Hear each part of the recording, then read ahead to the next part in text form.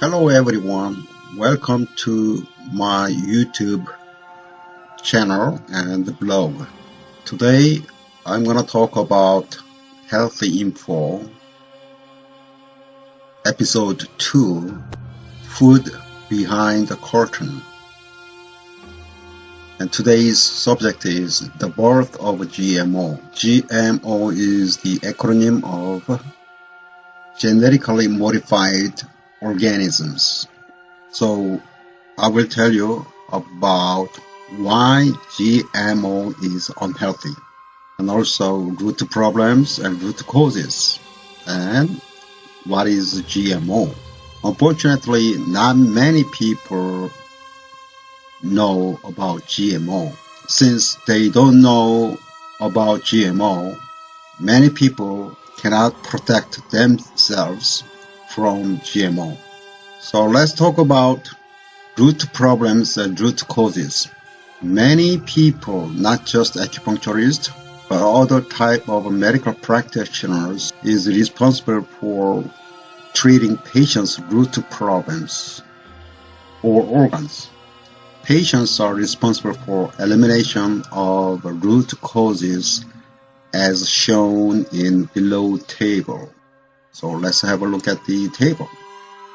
Conditions are people having diseases or even injury.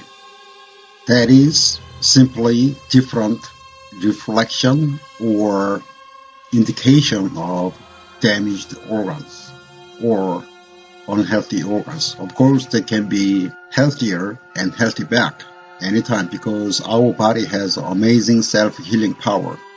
The reason why we have root problems or unhealthy organs is we've been applying these root causes to ourselves. Understanding or knowing or non-knowing, intentionally or passively, passively or actively. So simply to say, dealing with root problems to treat conditions is medical practitioners' responsibility. Dealing with root causes, patients or people's responsibility. Unfortunately, many medical practitioners, they don't know about these root causes, so they cannot educate their patients. So as I mentioned here, therefore it looks like acupuncturist's goal is to help their patients just enough to make them feel better so that they have to keep coming back, and acupuncturists don't want to lose their patients. Unfortunately, I think this is true. As I said earlier, many people don't even know what GMO is. So let's learn more about GMO. GMO starts with chelation. Chelation is a type of a bonding of ions and molecules to metal ions. It involves the formation or presence of two or more separate coordinated bonds between polydentate, vertebral bonded ligand and single central atom. These ligands are called chelons, chelators, chelating agents, or sequestering agents. They are usually organic compounds. The chelation can be used for medical industry to help people. However, chelation started to clean the scale in the steam pipeline because it's making a bond to minerals and iron.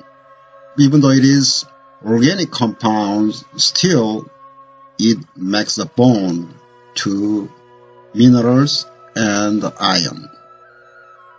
That's how they clean the steam pipeline. And that is being used for making our food. So let's learn about glyphosate and Roundup. Glyphosate is absorbed through foliage and minimally through roots and transported to growing points. It inhibits a plant enzyme involved in the synthesis of 3 aromatic amino acids, like these 3 of them. So this part is very important.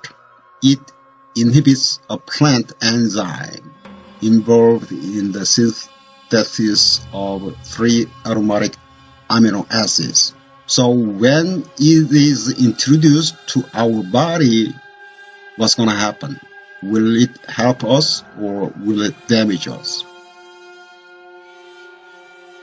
Glyphosate was first synthesized in 1950, and Stoffel Chemical patented the agent as a chemical killer in 1964, as it binds and removes minerals such as calcium, magnesium, manganese, copper, and zinc.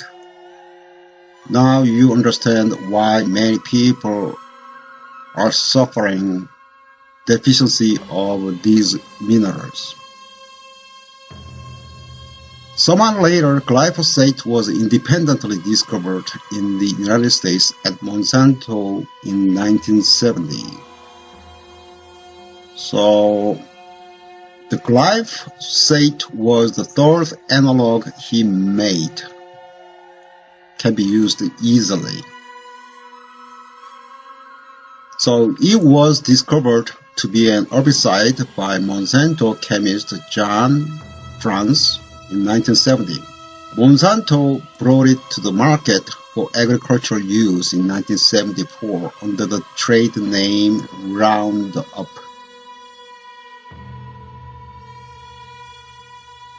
Now, how and when GMO is born?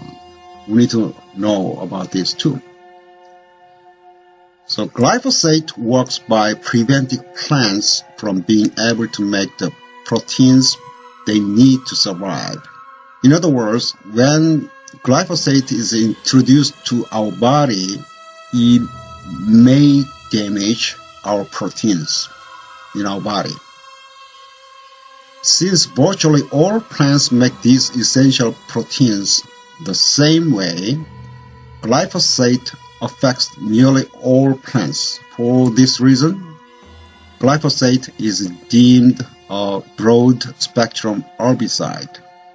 The gene allowing resistance to glyphosate was taken from a type of bacteria so-called agrobacteria. With the introduction of this organism's relevant gene into the desired plant genetics, a Roundup-ready crop is born. We will go over what kind of GMO has been invented and how they are being used.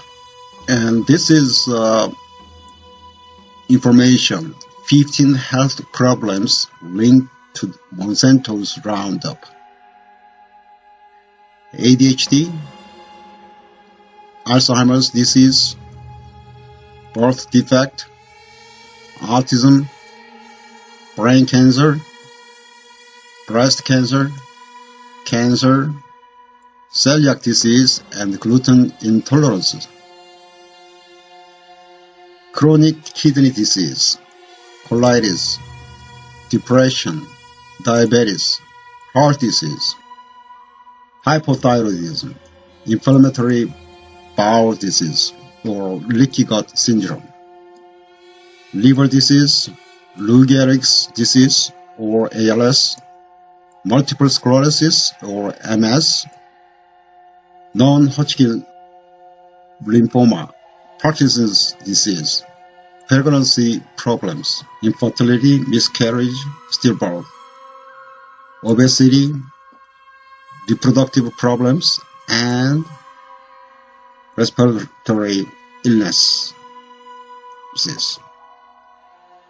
If you want to know more about what damage the glyphosate can cause in bone marrow cells, can be found on NIH, which is the acronym of National Institute of Health in US.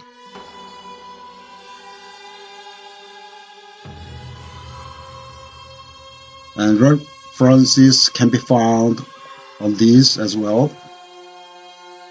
And please go through my YouTube channel, what testimonials and other information about health I have. And I hope this article can help lots of people around the world. Thank you very much and have a wonderful day. Bye.